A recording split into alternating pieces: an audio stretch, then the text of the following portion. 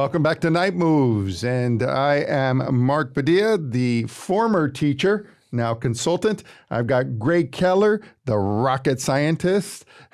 He always shakes his head when I say that, but it's true. And our guest today is Thomas Rutkins, the defender for life. And what a joy to have you here, Thomas. And as we hear your story and your pro-life journey and all the good works you do. And today, of course, we're talking about the communion of saints. And you know, us here on earth, we're striving to be saints, right? We are that church militant. We're in this battle between good and evil. And evil is real. Evil's real. Yep. Where does evil, I think, show its face the most is in this issue of abortion. I was just at a funeral yesterday, speaking of praying for the dead, but it was a very interesting thing because we got to the church a little bit early. It was quite a ways away. And so I'm just around the exterior of the church. They had a small area dedicated for the unborn where, you know, they had a small statue of it looks like a child in the womb. And beneath it were a bunch of pavers marked with, the people who, and the babies that they were praying for, whether they were aborted or they were miscarried or something, a name is given to them. But apparently, quite regularly, at least once a month, they have a small vigil for all of these infants. And, that's something that's very important. When we talk about praying for those, there are a lot of those, small babies that are there, and, whether they're part of the church triumphant or the church penitent, I've heard both. I've heard that, the infant, because it has still the stain of original sin, it would be the church penitent. But I've heard others that, they were innocent. They didn't even have that opportunity. So they're the part of the church triumphant. Regardless, we need to be making sure that we're praying for them, praying for the parents that, have chosen to abort these babies, and, praying for everybody involved, all those that are involved with abortion. They need to be brought to their senses and, have a change of heart. Yeah.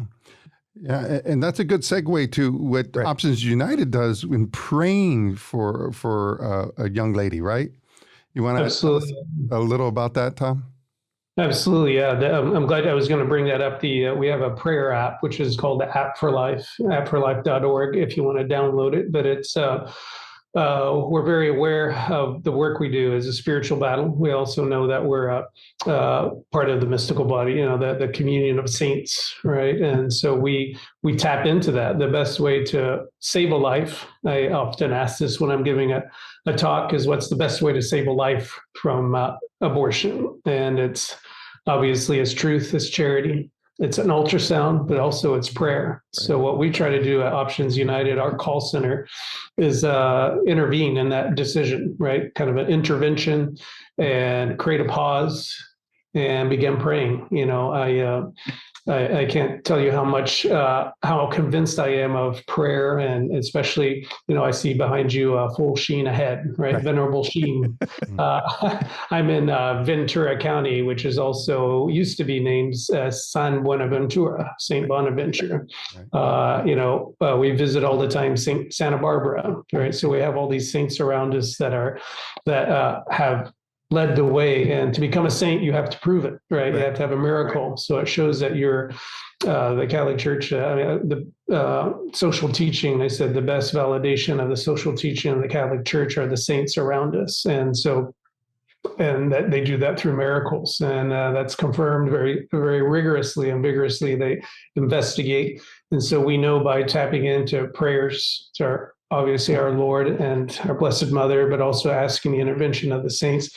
So if you want to download that app, if you want to, what we do is we'll receive a call, and our software will create a prayer request, and that prayer request will go directly to the app. It's anonymous, but it's immediate. It's real time. And as soon as you get it on your phone, you can hit pray, say a prayer for them.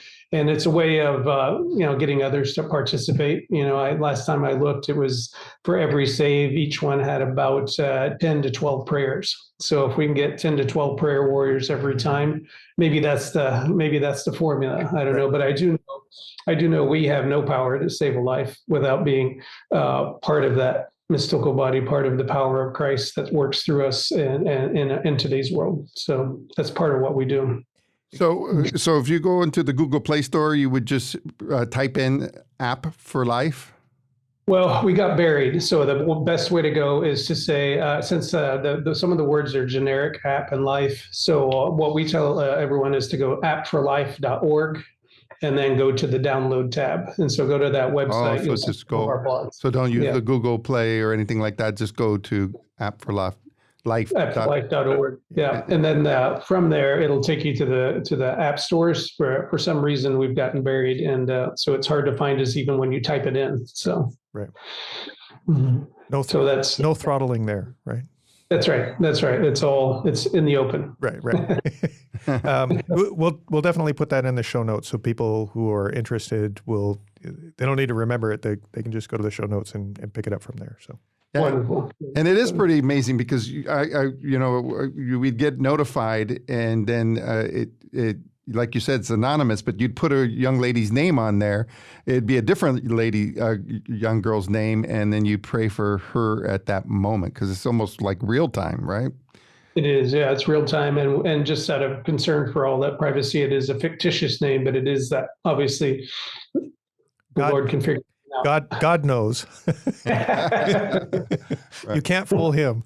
That's right.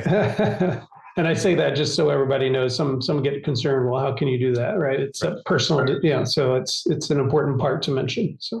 Right. Yeah, and it's. I'm participating in a 40 Days for Life campaign, and it's drawing to a close here. But it's very powerful. The prayers that we're doing, and we talk about the church militant, and that's one of the requirements of being part of the church militant is, participating in that activity. The militant means you're a prayer warrior, right? You're actually actively trying to, promote good works by praying for the graces that come from those good works. And so, that's one of the foundations for your organization, for 40 Days for Life. A lot of them, but that's, as the church militant, that's what we're called to do, is to pray and to pray for those. We love our fellow man so much. We pray for them. We want them to be, to relieve their sufferings, or to, change their heart, or whatever it might be. We're praying for them because we want the best for them. We want them to make it to heaven. That's the whole point of this, right? Absolutely, yeah. That reminds me, and I bring it up in my. He's my hero, so I always have to bring up Saint John Paul, the Great, as we call him. In the Gospel of Life, some wonder, is life issue, how important is it in the full spectrum of everything that we have faced today? We have to face today all the troubles we have.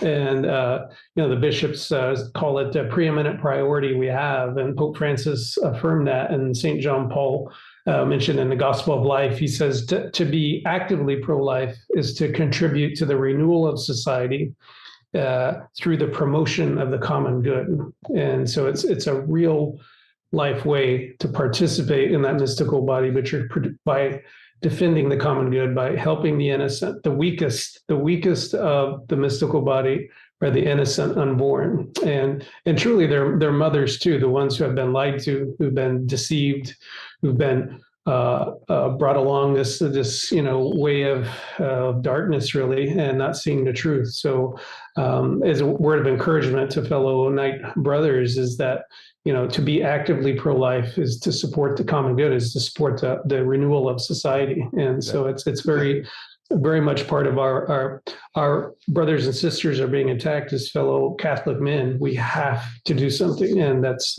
a good way to to participate.